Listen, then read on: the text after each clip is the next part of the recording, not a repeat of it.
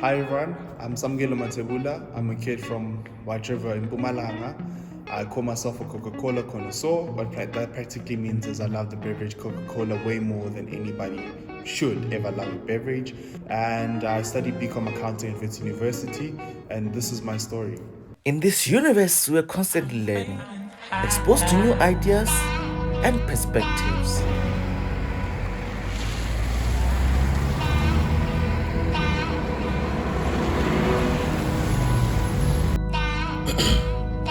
I'm Pedzi, but for this series, you can call me Creative Bugs.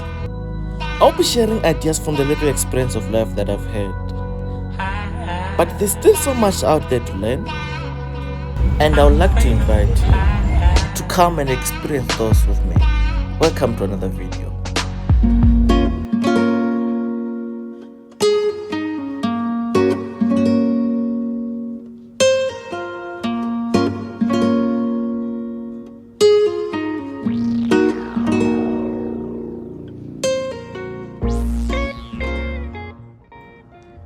So, to start things off, Sam, tell us when did dream start? So the dream to becoming a chartered accountant, I believe, started probably in matric after prelims. So I have a very interesting story. I struggled with accounting in high school. So from like grade 8 to grade 9, my school had separated EMS and accounting to two separate subjects, right? And then I picked accounting grade 10. I got to grade 10, I was getting 30s and 40s, I was struggling.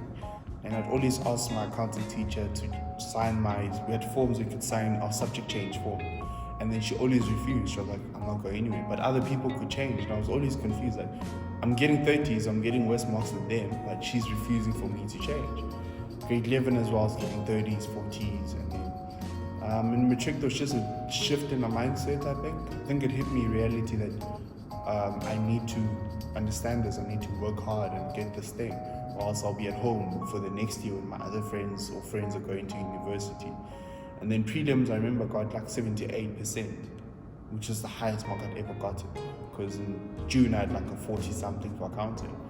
And then I think that's when we realized that this accounting thing isn't that bad, it's just a debit and credit here and there. At that stage we're doing cash receipt journals, cash payment journals, so it became a reality at that stage. It became, I'm enjoying this. I enjoyed the studying. So I'd say the dream started just after prelims. After I got a 78, I was like, this might be my life. So, upon realizing that, would you say you had enough information on how to pursue this dream? Definitely not. I think what I thought was a chartered accountant was getting a degree and just becoming an accountant. I think the biggest shock was getting to university and finding out that there was something called auditing or tax. Well, you know it in principle, but you don't know how important it is. And also finding out that there's a concept called articles, which are like for 3 years, and you're training all these board exams. So I definitely don't think I was well informed at that stage. But what I did know, my desire was, I was going to university to get an accounting degree and becoming a chartered accountant, but there was not enough information.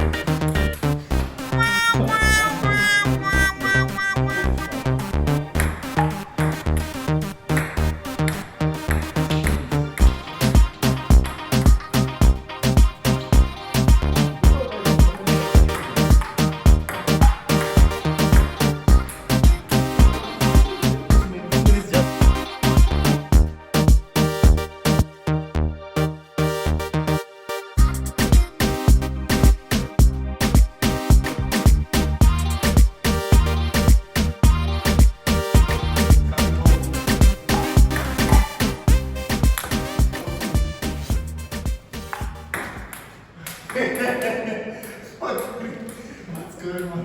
Just take another one. The thing is, when you think you have to close up the game, you have to 5-4, 5-2, 5-3. I I won. You won. So So Chief, tell us your visit story. How was it arriving to Joburg?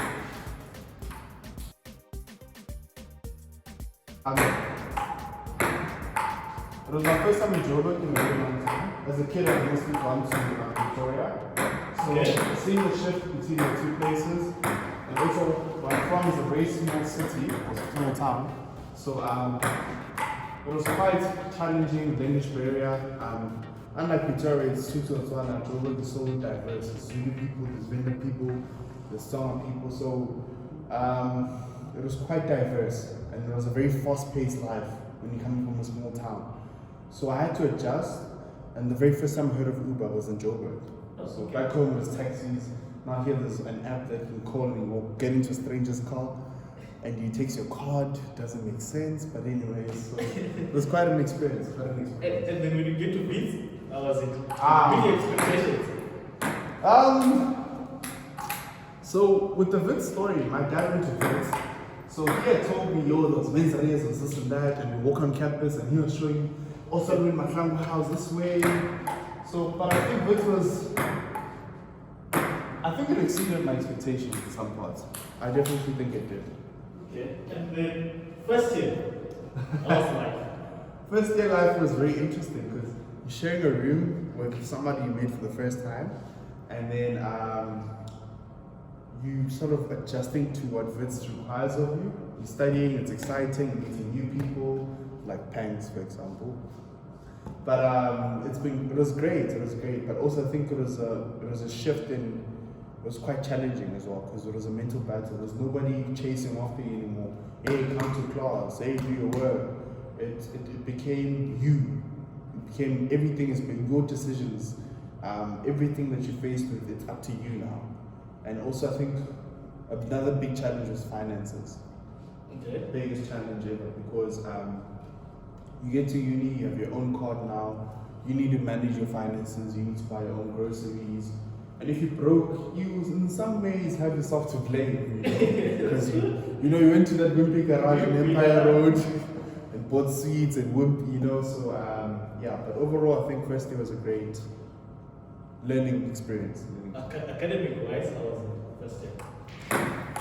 In the beginning, first year was quite interesting because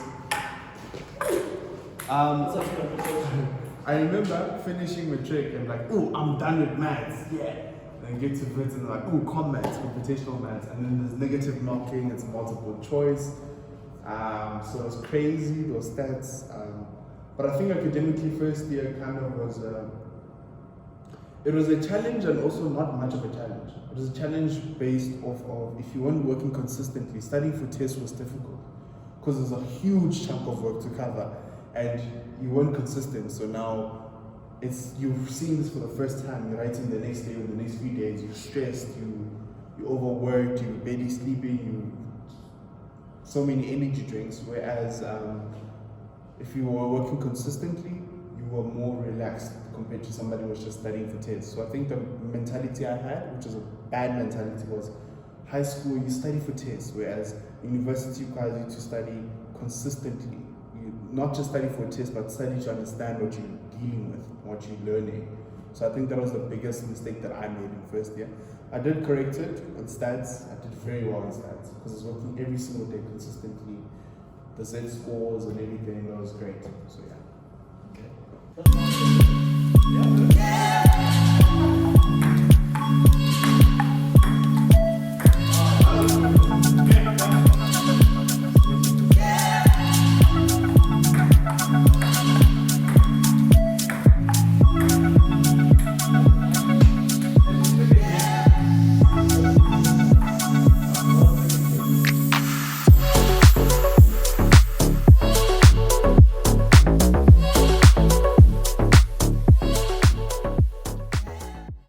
Wow, second year was my first second year. Let's be very technical. Oh, okay. My first attempt at second year was quite challenging. I think it was challenging because of everything I was going through. Losing a sister during the second year, then your uncle as well. And second year is such a very interesting time because you're transitioning from just having a generic type of degree, you know, you get into first year, you're doing computational maths, doing economics, and then now in second year you move more accounting related, right? So you move into your auditing, your taxation, your management, accounting and finance.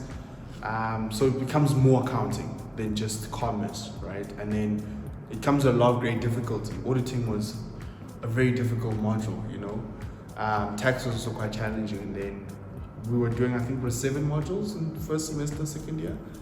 And then dealing with the loss of a very close relative, or both 2 relatives in the space of a month, was very devastating, and it came very sudden.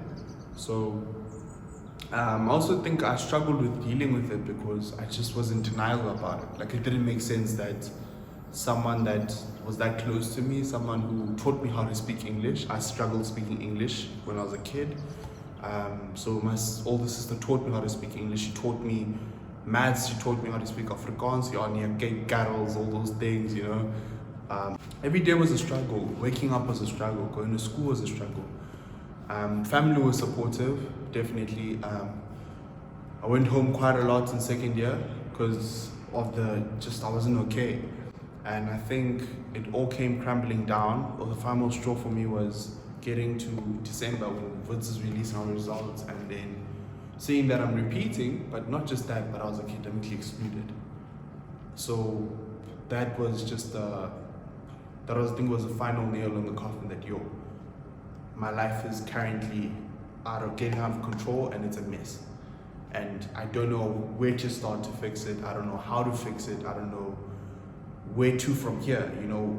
It's one thing to repeat. I always say this, one thing to repeat. It's devastating, but academic exclusion is a different type of pain, because Vince is practically saying to you, or every university is saying to you, that bro, take a break. That's it. Like, take a year off. Like, things are that bad academically that we don't see you coming back.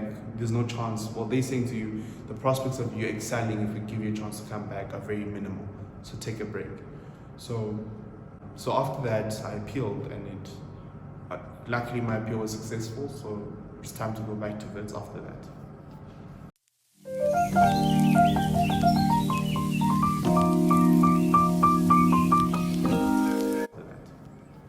Okay, how was the second year? Second year. Second year was very interesting because that was a COVID year, right? So I remember the first time I went to a lecture. It was business enterprise law. So I just stood outside the lecture hall, and I literally had an anxiety attack. I was like, I can't do this. And I walked away. And I felt so horrible. I felt like nonsense. I felt horrible. I just couldn't get myself to walk into a lecture because, like, I'm here again in second year again. Like, the first years at your village from last year are now in my class.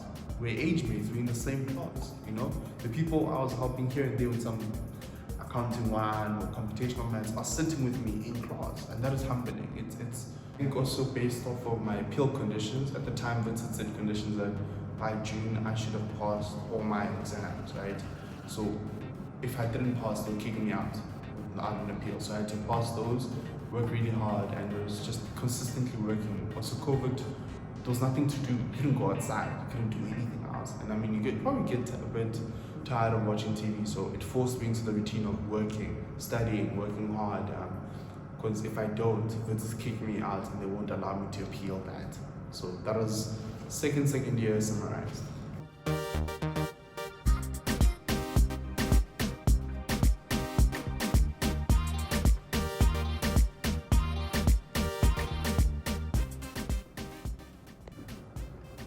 Okay, Chim. I was first third year.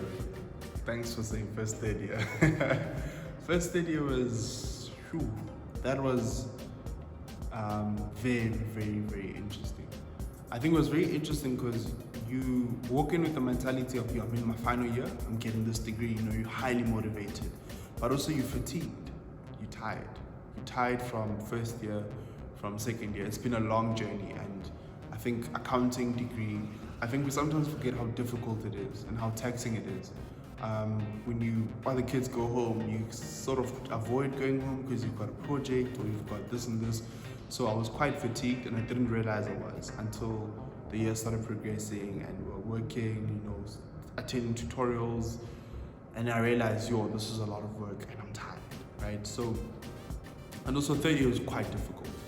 It was quite difficult. There was a transition. We're trying to transition back to on campus, but there's still COVID as well. And then there was a trap of attending online. I say it's a trap because I wasn't disciplined for it. I would attend in bed, chilling on my laptop, and then people asking questions, the lectures going on and on and on, and I'm just attending for the sake of marking a register so I can write an exam or have tutorial attendance. So first study was quite, to be honest, I don't think I was ready for it mentally. I don't think I was ready for it. And I think when I did realize when I saw what it really required, I don't think I made the necessary changes and the shift in the mindset to adjust to that. Okay, this is what it needs. These are the sacrifices it needs. And then, I think that was the first 30 years summarized.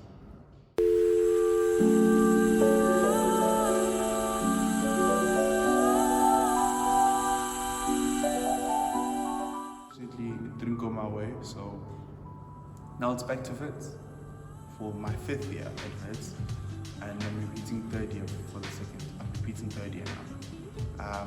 That was having had experience with failing before. I don't think the biggest issue I had at that time was dealing with that failure, but more than anything, it was dealing with the fact that if I fail again, according to Wits rules, I can't come back. Because Wits had an N+2 rule, which means N being the duration of the degree, which is 3 years plus 2 years, which means I was in my final year of allowed attempts at this degree.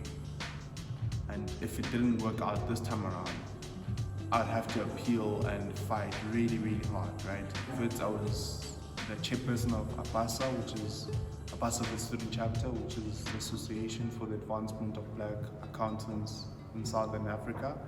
So we did a lot of work with helping fellow students sort of manage the Wits edge or study or just support them in the best way possible to help them get their degrees or do well, So that 3rd year, my first accounting pre-test, I had like 95%. Because I was like, I'm not gonna fail it. So I worked really hard and I had like 95%. And just reminding myself and affirming myself throughout that I am smart enough, I am capable. If I wasn't smart enough, I wouldn't have gotten into Wits in the first place. So dealing with those things was important. Juggling school and the responsibilities of ABASA was important as well. And also I think managing myself as a person. Being in your 5th year of a 3-year degree is very emotionally taxing because your peers at that stage ideally are in their first year of articles, right? And you are literally still in 3rd year. You're still at Wits, you're still catching the Wits bus, you're still walking past first years who are excited to be at Wits, and you don't understand the excitement because you're tired of the space. You see the university culture shift. We walked into Wits as more very political, comrade-like culture, and last year it wasn't very much like that. So it becomes everything around you is reminding you that you shouldn't be here, Chief. You've overstayed your stay, and having to remind yourself that you'll be kind to yourself. That it's okay. It's happened, but focus on what you can now. Take it a step at a time. Also, after you fail a test, I think there's this concept that if you're repeating, it becomes easier. It doesn't. If it was, you would have passed it. So when you're repeating, it's still difficult, or it could even be more difficult. And when you're failing or struggling, you don't understand it because but I've been exposed to this content, why am I not understanding it? And also humbling myself and saying, if I knew the content, I wouldn't be repeating it. Let me study it. Let me not just think, oh, no, I know this, they don't ask it. I had to humble myself and say, treat this as if you're seeing it for the first time. And in fact, to some parts, I am at an advantage because it wouldn't be my first time seeing it. So there's some concepts that I could remember that, oh yes, I remember seeing this in a September test in 2021, for example. Or I saw this in the final exam and it was done like this and like this and like that. So humbling myself at that point in time to sort of say, yo, see this for the first time and take it, be easy with yourself. 3rd year progresses, get to the end, I have a sub now for management, accounting and finance. Damn, I thought I was done. I thought I think it was the 15th of December when they released results. Sorry, I forgot the date. But I thought, okay, we'll see that Q. We are done. Like, we are done with our first degree. That wasn't the case. So again, another year, December, studying. Remember, I told my parents, oh, this is what's happening. And then they advised me that take a day off. Process what you're feeling that you're writing a sub. You didn't want to sub, we know that, but process it. Process it, don't be hard on yourself, and then just gradually get into it, right? Okay, cool. So process the habit sub. Now it's strategizing time. How am I approaching the sub? What am I doing? Which approach am I taking? I've got about 3 weeks to the sub date, right? What am I doing? Which areas do I know that I struggled with? Knowing the areas I struggled with, I knew at that point in time, my management accounting knowledge wasn't as solid as my finance knowledge, right? And it was pointless to have solid finance, but your management accounting wasn't as strong. So, humbled myself, I went through the content. This is something that most people advise against at that point. But I knew where I was lacking. So I went through the content and I hit the tutorials, and I had like a chart in my room where I had like different topics like standard costing, absorption costing, activity-based costing, everything. And I'd write, okay, with this, I did this type very well. These are my gray areas here. And I'd revisit my gray areas. And then when I revised, like, okay, but June 2018, moved me, chief. Let's go back. Let's see what went wrong. And having a sort of a tracking book or diary of some sort of seeing your progress or where you're lacking, what are you struggling with. And that helped me when I booked a consultation when the lectures were available in January. I could book a consultation with them and I could be very detailed in what I'm struggling with. And they could help me that, okay, this tutorial, I don't understand 1, 2, 3, 4, 5. I use this approach, I got this answer. Where am I lacking? And they could give me a detailed response that I understood as well, that, oh, okay, I did this way too early. Or I use a shortcut method instead of the long cut method or the long method, for example. So that really helped me. But the biggest challenge also with the sub process or studying for sub was fatigue. It's been 10 years or 10 months at WITS, from February till about November, right? You're studying hard, you're working, you never sub. You need to somehow gather the strength to study throughout December. Once again, your cousins are eating choice assorted. You're looking at them, you can't. Because you want to pass the sub, you want to pass it. And there's the pressure now of, if I don't pass it sub, because I'm on my 5th year of a 3-year degree, it'll be very difficult to go back to WITS. I need to pass it sub, I have no choice. So every day was about waking up and just affirming yourself that I'm under a lot of pressure, but taking it a day at a time. And some days were difficult. Some days I didn't do anything because I was stressed. And I had to be kind to myself the next day and say, no, but chief, you didn't do the work because you're stressed and you took a self-care day, that's okay. And also the most important part is also just acknowledging where you need help, reaching out to friends that have passed. I reached out to Pangs or Pedzi, what's the name of the channel? I don't know, Pangs or Pedzi. And he really helped me a lot. He tutored me, he's a great tutor, on topics that I struggled with. And he tutored like, yo, approach this and this is what worked for me. This is what worked for me. I did this and this. And hearing him talk about, I used to do this and I didn't know why, but it didn't work out. Hearing him speak about techniques that I used and didn't work out, and he explained why they didn't, was also a learning process, and also unlearning the way you've been doing things. Because if it was working, you would have been passing. And that's the sad reality. I had to realize that my ways aren't working for this. And I had to be humble enough to say, Ish chief, this is not working. Ask a friend, yo, what are you doing? What helped you? And apply their way. And in this case, it worked out for me. So I passed myself and I saw the Q. I cried because it's been a journey, a 5-year journey. That should have been 3 years, but it became 5. A journey that was taxing emotionally, a journey that broke me down to a lot. Like I was rock bottom throughout, but a journey that taught me perseverance throughout. I never knew how much strength I had until the end of that journey when I reflected. And I sometimes till this day wonder, how did I get through all of that? How, you know? And for me, it's a journey based, an important part of that journey is the support from friends, family, and also just my belief. I'm Christian, so my belief in Christ and praying a lot and having faith that, God, I always used to say that God wouldn't let me leave White River in Mpumalanga to come to Joburg for 5 years and go back empty-handed. That was my belief, and that was my prayer point, that I don't want to go back home empty-handed. I want to come with what I left, or the reason I left home. I want to come back with that thing, which was a degree. So I got my first qualification. Yay! I have a degree, become accountant degree.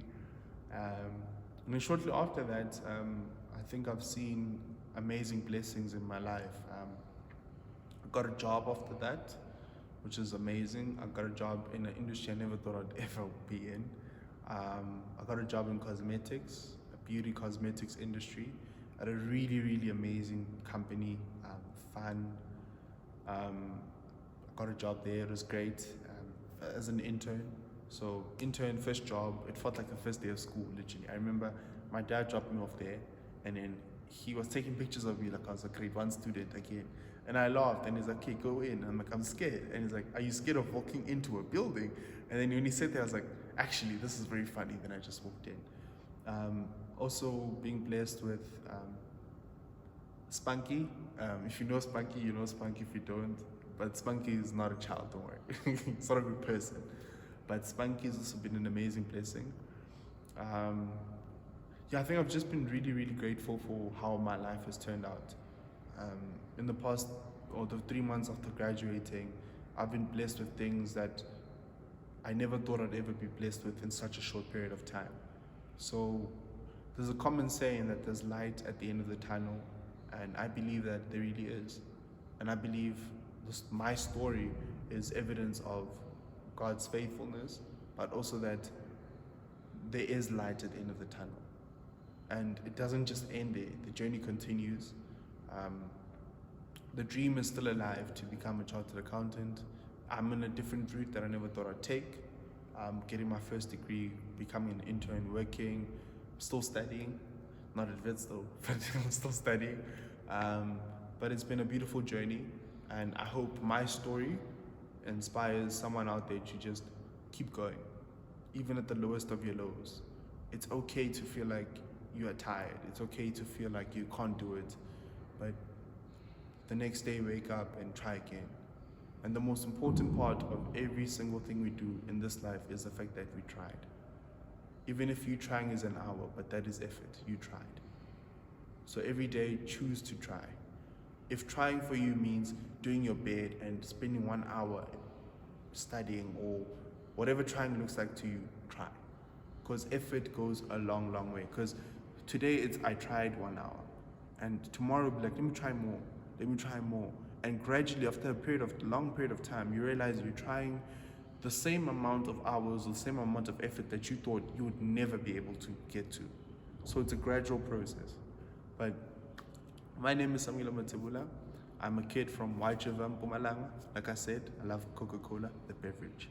And I hope my story inspires you to keep going throughout all the adversities.